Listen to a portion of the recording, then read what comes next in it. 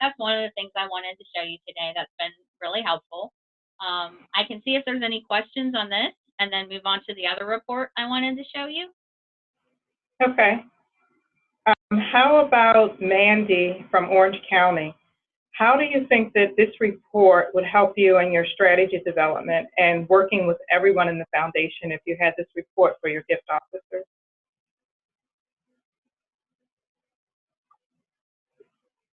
Mandy, is this something you would find helpful?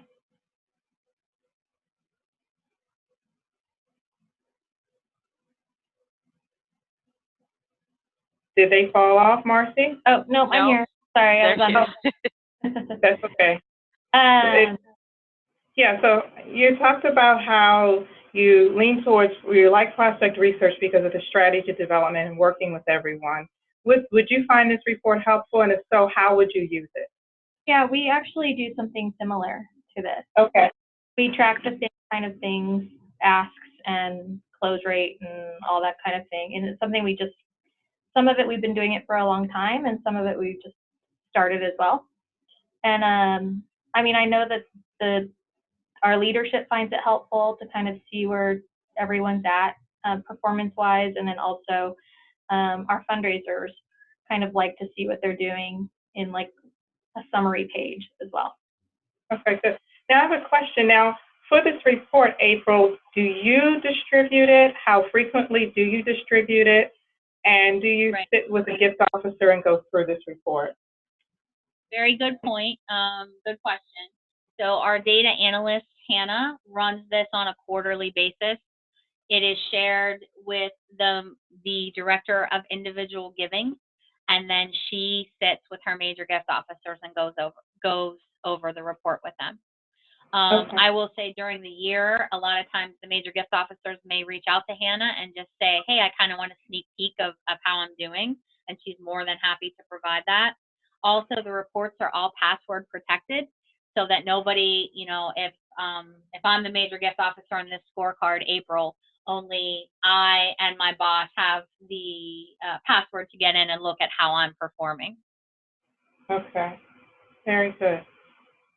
Now, April, do you think that this helps you as far as knowing which phases in the portfolio that you need to work on prospect identification? So if you have someone that is heavy in one area, do you find that it guides in doing your proactive prospecting as well? I think it does. Jessica, I know you're on the line. She's our main prospect researcher. I don't know if you would like to weigh in on it. Sure. Yeah, I would say it helps me a lot. I am very heavy into proactive research, especially in the discovery stage. And so it helps me determine which gift officer is going to get which prospect. I like to keep the portfolios pretty balanced. And so the numbers, the actual data helps me a lot. Okay. Now, have you guys always had it at 100, or is this a lower number or higher number than you've had, or has this been consistent?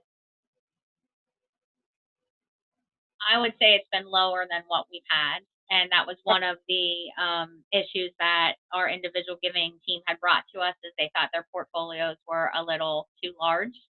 Okay. But we were able, for a few years, we couldn't really do much about that, but we brought on 2 lead annual giving officers within the past few years, and so they were able to take a lot of the discovery work or qualification work, which allowed us to be a little bit allowed us to cut down on the major gift portfolio side. Okay, good. Now, how about Dan in Seattle? Do you guys have a similar report as well? I know that we have been moving towards doing something like this, but what we've migrated from is the standard discovery, cultivation, and solicitation and stewardship, is we have 10 codes. And what I'll do is I'll share that with the team later. So they're closely linked to discovery, so it's like pre-solicitation or proposal submitted and post-proposal. So it makes it a little bit difficult to categorize by the phases like you have here. But Dan, what do you think that this report would do for you in Seattle with identifying patterns and then working on prospecting within your hospital? Actually, we have something similar to this that was implemented back in April. So now we've been doing this for about 6 months, and it's actually very close to what this looks like without the minus the realized weights. But we go over these metrics as a group actually, and every month we have a portfolio holders meeting. We have about a staff of 17 or 18 frontline fundraisers. And each month, half of them actually go up and speak to their own report cards, essentially. And so that adds a little bit of peer pressure to do well, but it's also it also lends to the transparency of the process. And for the most part, it's actually worked well for this group. We have a fairly open group that works well together, and for the most part, we really don't have any really poor performers, I'd say.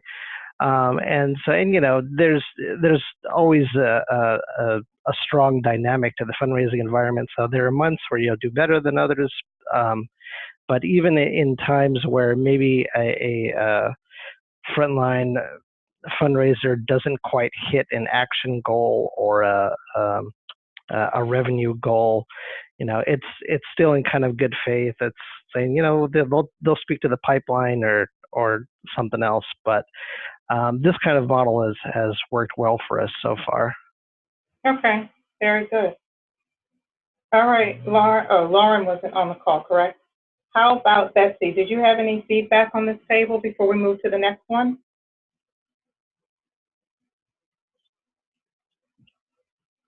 Okay, I guess, April, you can go ahead and go to the next table. Okay. So the next report that we're going to look at is, we call it our touch report.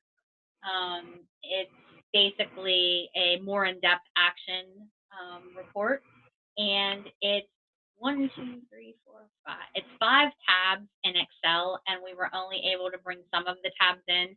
So if you are in WE, Woodmark Exchange, I did post the entire report there, so you could open it up now if you want to, and we can talk about the tabs that you won't see, or you can look it up after the conversation, however you want to do it. But some of the tabs you will see are in the presentation. So this is kind of the cover sheet, and you'll basically see that we take an action summary, and this is looking at the same major gift officer that we looked at her scorecard. So this is a major gift officer with a portfolio of 91 prospects. And what this shows us is how many completed actions is she having within her portfolio, which is the first section. How many actions is she having with folks that aren't in her portfolio, which is the middle section. And then the last section is just summarizing that, her total actions. So what this allows her to see is how many actions she has, how many of her prospects she was able to contact, and how many open actions or planned actions she has ready. And then you can see it just breaks it down by month. So what I like about this part, it's a nice summary, but I think it also can show me very quickly if somebody is using planning or open actions versus not using them at all. And as you can see, if you look at this major gift officer, it seems like she really didn't try to adopt using them at all until the second half of the year.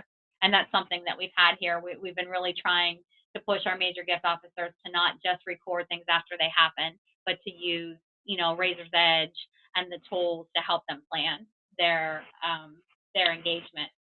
So that's what you see here. You'll also see on the right-hand side of the report a color key. And this is the part that we'll talk about later, but it's not in the slides. It's in the report itself. And it's where you'll see every prospect that the prospect manager has.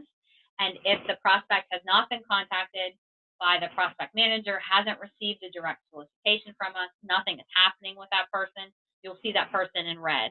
So it's a real easy visual to quickly tell you who you may have been ignoring inadvertently.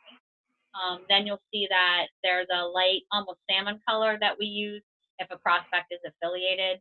So that would be in our situation. Maybe we have a prospect, and he's definitely our prospect, but sometimes he gives through his company, sometimes he gives through his family foundation. So those entities may be affiliated with him. And as long as the prospect manager is contacting him, it's okay. It's not like she has to have contact with the foundation and with the company if he's the sole decision maker and the person. And then if somebody's in green, it's showing you that you have contacted them. So the next slide kind of takes the actions that we're looking at a little bit more visual, so that you can, for people that are more visual, you can see how many actions are being completed, how many donors are being contacted, and how many planning actions are there. So it's basically just the information we looked at, but looking at it in a more visual, graphic way. Hey, April, this is Rana, and I have that Excel up, and I believe I can share it if you'd like me to, so you can show Yeah, that would be the other great. tabs. Okay. Perfect. I think we have like a couple more slides, and then we can get, or maybe it's just one more. All right, while we're waiting for that to come up, Arno, you talked about how you like to work with the frontline gift officers on strategies. Do you think that these tables would help you facilitate that, and do you have something similar? Yes and yes. We do something very similar to the first overall summary tables. We use a program called Power BI, which is a Microsoft business intelligence product. So we do it through a refreshable dashboard. So it's not something that we are responsible for necessarily updating. It's really, it's in the hands of the frontline fundraisers and their managers to basically refresh on their own. So it's a tool that we provided to them to monitor their own progress. We sort of we're obviously partners in this, and we work with the major gift and corporate teams in different ways to tweak and improve those different types of reports. Because similar to you, April, we've had an analyst on our research team for only about 1.5 years, so it's also early days for us. But we're finding these tools to be extremely helpful because previously we were relying on Excel and Crystal reports and Right. lots of tabular data. So being able to create something that's a little more visual, we're finding is really helpful. Very good. Okay, April, you can go through and talk some more about the report. So if we could scroll down a little bit on this, I'll just quickly show the bottom, and then I really want to show you guys the next couple tabs. So then the donor levels within the portfolio. So again, it takes those 91 prospects that this major gift officer has and shows her their accrual giving for FY18 year to date, how they were performing last year, and then how the movement has been how the movement's been happening. Are they downgrading? Are they upgrading? Are they staying at the same level? What I like is the next section where it says donor contact within the portfolio. So this is a real easy way to see, is she penetrating her portfolio? So out of her 91, she has contacted 69. So that's almost 76%, but there's 22 that she hasn't contacted. So that's an area for growth or opportunity that I see in this major gift officer's portfolio. Number of contacts per person. So that's something that we have found very useful too, because you can see, okay, 13 of her prospects she contacted once, 15 she contacted twice, yada, yada, yada. But if you look at the 25 that she's contacting 5 or more times, we can look at who those prospects are and see if that is worth her time. Is she contacting the right prospects, or is she spending too much time on the wrong people, or the right amount of time on the right people? So that's been very helpful for us. And then you'll just see it broken down by the statuses, which you saw in major gifts, work hard. And then we just kind of look at the wealth capacity from Wealth Engine. We know that's not 100% accurate, but it gives us somewhere to kind of estimate what the total dream per capacity could be within her portfolio. So that's what that is. But if we go to the next tab, which is called the portfolio tab, this is the part that I wanted to show you guys with the color code. So if we could scroll up to the top.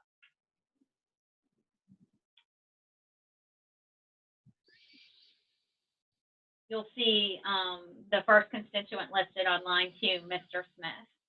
So you can basically see he's green, which is a good indicator that we're like, okay, then he was definitely had received some actions and touches from his prospect manager this year. And then on the spreadsheet, if you could scroll over to the columns, like we're on X, but maybe go to, perfect, go to C. Yeah, it takes a while. You can see there's tons of information in this.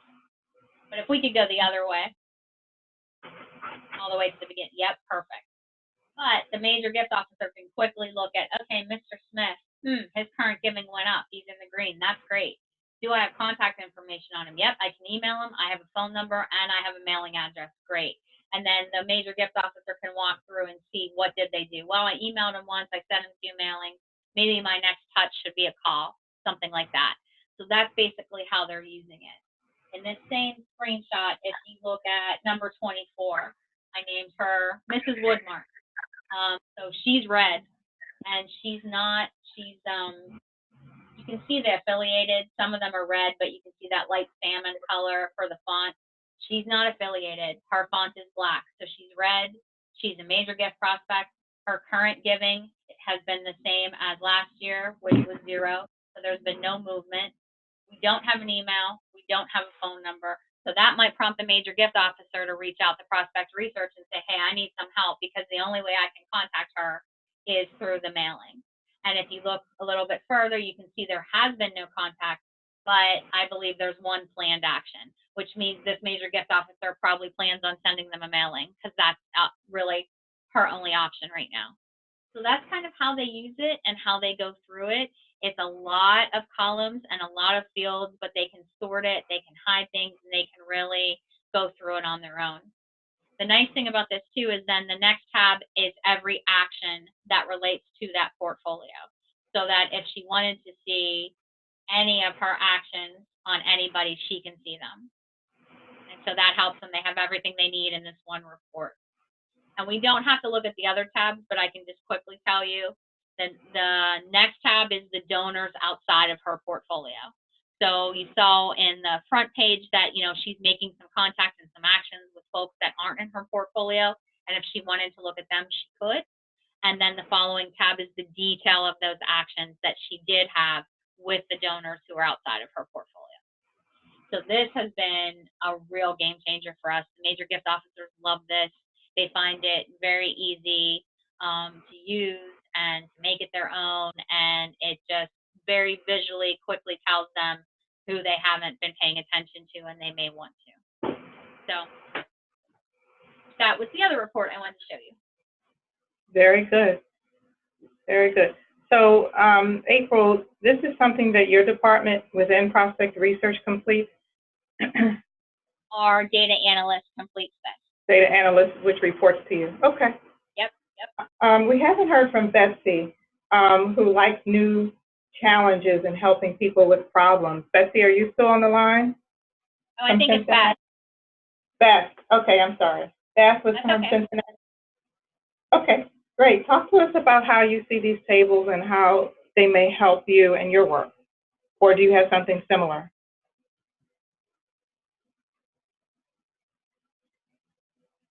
Okay, is she not on? She might be muted. Can you hear me now? Oh, yeah. Yes. Sorry. That's okay. I'm actually at the airport, so I can't see your report on the phone.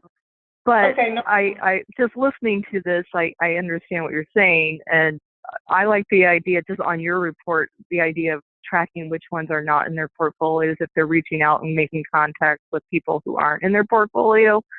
I would just wonder why they're doing that, and if they should be in their portfolio. So I like that idea of breaking it out that way. Yeah, that was something that I noticed too. April, can you talk to us about that? Yeah, I think that sometimes, I will tell you in this specific major gift officer's portfolio, she is a seasoned major gift officer. She's been here probably 20 plus years. And so she has some relationships that have transitioned either to planned giving or lead annual giving or just, perpetual stewardship that she holds because of her longevity here and because she's really good with her donors and they really love her. So in this case, that's some of what we see. But yes, the other part is if the major gift offers sometimes are having interactions with people that we didn't necessarily catch, and then we may look at them and put them into a portfolio. And then the harder conversation is maybe they are having conversations with people that it's not gonna, get them anywhere. And we have to kind of show them that their time could be better spent. Okay, very good. Does anyone have additional questions or comments on the table that April shared, or the reports rather? Did we ever get a voice to go with Lauren from Cincinnati too, Rana? So it looks like Lauren is also muted, but we Okay. can. So maybe she's someplace where she has too much noise. I don't know, but She may be. Okay, very good. All righty. So that has been a game changer for April and her organization. Can you guys think about any game changers within your hospital and what has made your work easier? And what things that you really would never want to do without? Let's go ahead and start with, let's see, how about Jessica in Pittsburgh? I know that you work with April, but just talk to us other than the reports, or is would this be your holy grail of your game changers? I do love the touch report, but it's actually not my holy grail. What I love is the monthly donor report that I run. That's my bread and butter. So I just pull all donors for the month, run them through Wealth Engine, take a look at them by their Wealth Engine and by their last gift and their total giving. And we run a monthly prospect connections meeting where we pass out discovery prospects. And it's been it's really helped our relationship with our major gift officers and really helped their portfolios. And I think everybody looks forward to it. And that's what I use the monthly report for. Okay, very good. All righty. How about you, Arno? What would you classify as your game changers, whether they be reports, tools, processes, or any other things that really make your job easier? Having a complete staff has really made a difference, I found. Oh my gosh, I agree. Yeah, I've just hired a researcher. We were actually without a main prospect researcher for a few months, and so I had to relearn a lot of this stuff. And actually, that was a bit of a game changer. So I'm in a way glad I had that opportunity. But I think in terms of process, we have an integrated pipeline management system, and it basically runs directly from RE, and it's just a series of crystal reports that we are transitioning to other platforms. But I think that's something that it's a go-to resource just in terms of understanding what is the condition, what is the shape of the pipeline by department, by officer. It really it's our central tool that we use for all of our financial projections. And it's become a go-to, not just for us, but for the frontline staff, for the executive team. It's something that we all depend on. And when we talk about, who are our prospects, how are we tracking them, how are we coding them, how are we doing a projection? It all really, it's all an outgrowth of that pipeline system. Having said that, of course, that I'm in the phase right now of reinventing the whole thing, trying to transition to a different kind of system. But I would have to say that would be the one thing. Okay, very good. How about you, Dan, from Seattle? What are your game changers? Well, we like probably many of you, we have a portfolio report that we use every month. I meet at least once with each of our frontline folks on a one-on-one basis, just to go over portfolio in general. It's a real quick 30-minute meeting. I assist them with prospect changes and things like that. But there are two things on the report that are kind of game changers for us. One of them is a prospect stage age. So we found a way to track how long somebody has been in a certain stage. And we only started this in May, but it's already kind of an eye-opener in meetings when we sit down and look and see that somebody's been in discovery for 4 or 5 months already, when our timeline or where the expectation is that someone should be qualified or disqualified within 3 to 4 months. So that's kind of helped steer the conversation a little bit. And the second thing is that also on that report, we have a color code next to our last high priority action made. So if there are a certain number of donors that haven't received a high priority action within 3 to 6 months, that'll be another question for portfolio movement. But those kind of things have helped really shape our conversations a little bit. So those are kind of our game changers. Okay, very good. Yeah, it's interesting how. Follow-up question. Sure. This is April from Pittsburgh. Sorry, Dan. Do you guys use Razor's Edge? We do. And or how, if I can ask, how are you tracking the amount of time somebody sat in a stage? So it's real simple. What we do is, of course, we track prospect status on the prospect tab, Right. and then what we also do is we've created an attribute called prospect status, and you can put dates on attributes. And my team is the only one that inputs status changes. And so whenever we change the status on the prospect tab, we also change it on the attribute tab. And then our portfolio report is a crystal report. And so we've added basically a calculated field that just takes today's date minus the date of the attribute, and that tells us how long they've been at that stage. So we can't really track history, but we can track how long they've been in their current stage. Right. Right. Okay, great. Right. Thank you. Correct, Dan. We do the same thing at Children's in DC. We find it helpful. Great. How about Orange County, Mandy Beckham? What are some of your game changers? It looks like Mandy jumped off. Yep. Okay. All right. It looks like, what about Kathy Spieth in Indianapolis? I don't know that we've heard from her, if she's available. Can you hear me now? We sure can. Oh, good. I didn't think you could. For me, the big area we've been getting into is some data analytics. And so we purchased a product called Advisor. And so with Advisor, we're doing a lot more dashboards of some things that are similar to similar reports I've seen, but also in doing a regression analysis so we can screen our database based through this regressional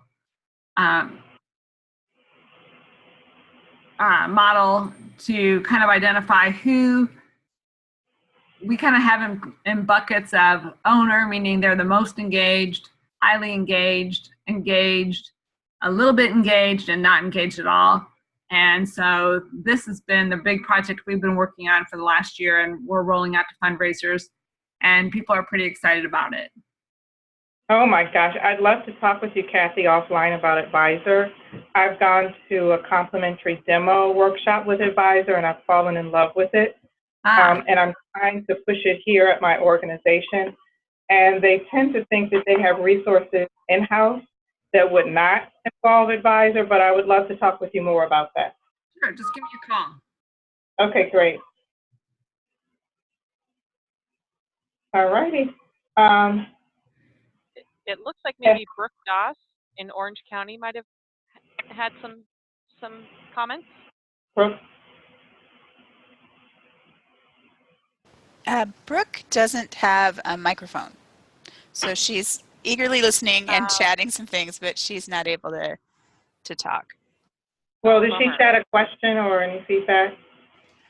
No, okay. she just chatted that she's within Orange County, and so she shared that her colleague was no longer on the call. Okay, very good. All righty. So we've covered a lot of work. Us and and in Washington, D.C. I think our game changer is really keeping up to date on timing for solicitations and top prospects. We have an alert system that is set up, and we send it out to the gift officers so that if they have a financial change or family change, it'll help with timing of solicitation and then stewardship, and then as well as cultivation for those prospects. So we have a pretty in-depth alert system that we use through LexisNexis. The reporting is in place, and it doesn't come through us in prospect research. We have a data services team that does our reporting.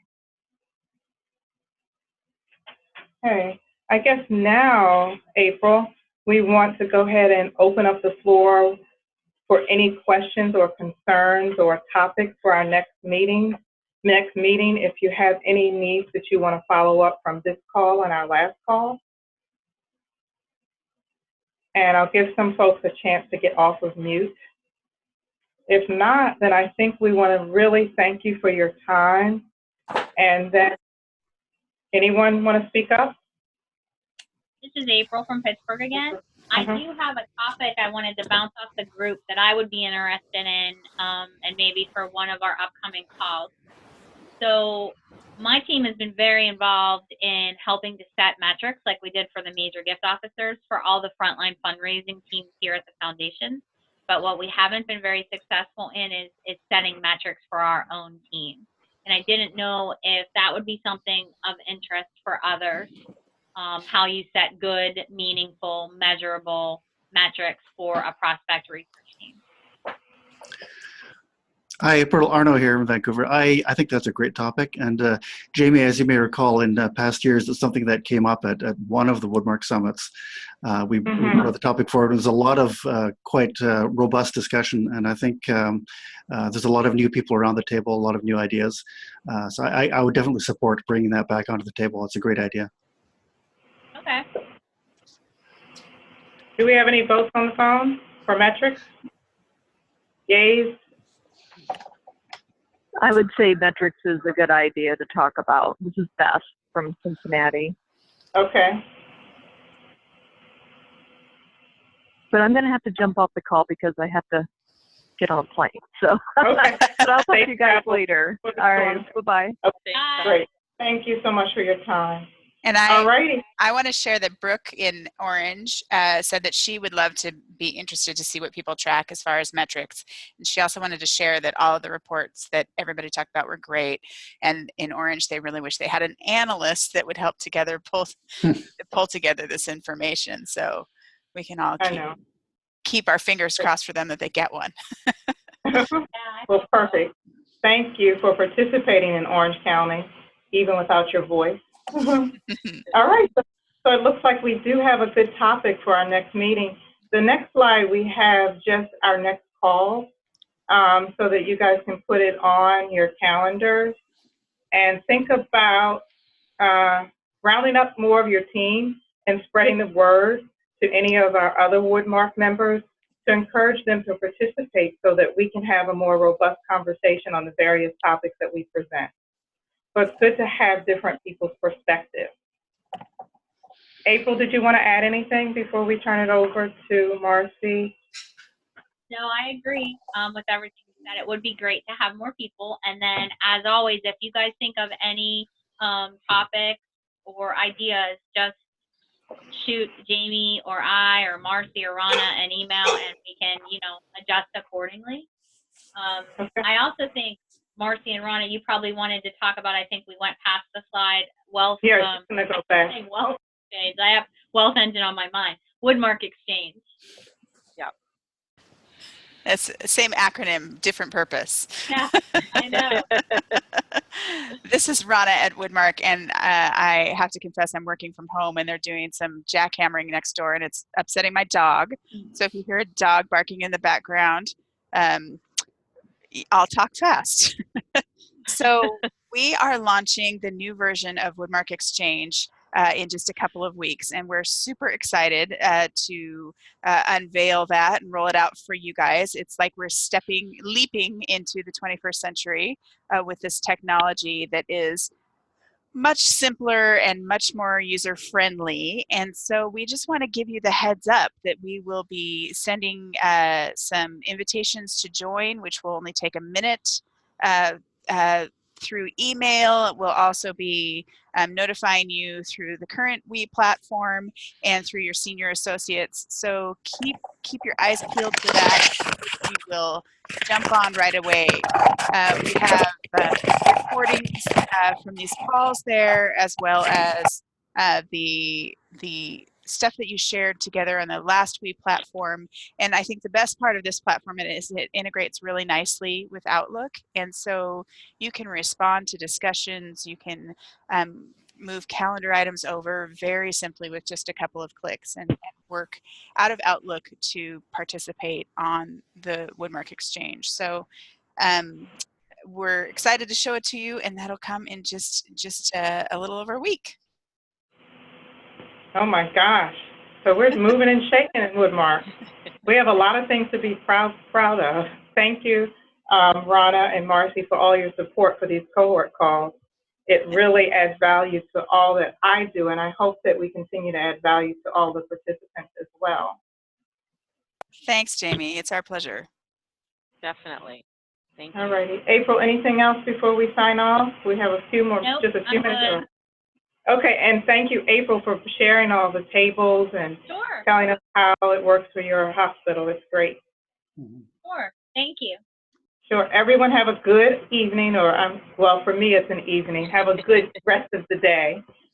And we'll see you on December the 12th. All right. Sounds Thank good. you, Thanks, everyone. Jamie. Thank Bye, you. everybody. Bye. Thanks, Jamie. Bye-bye. Bye-bye.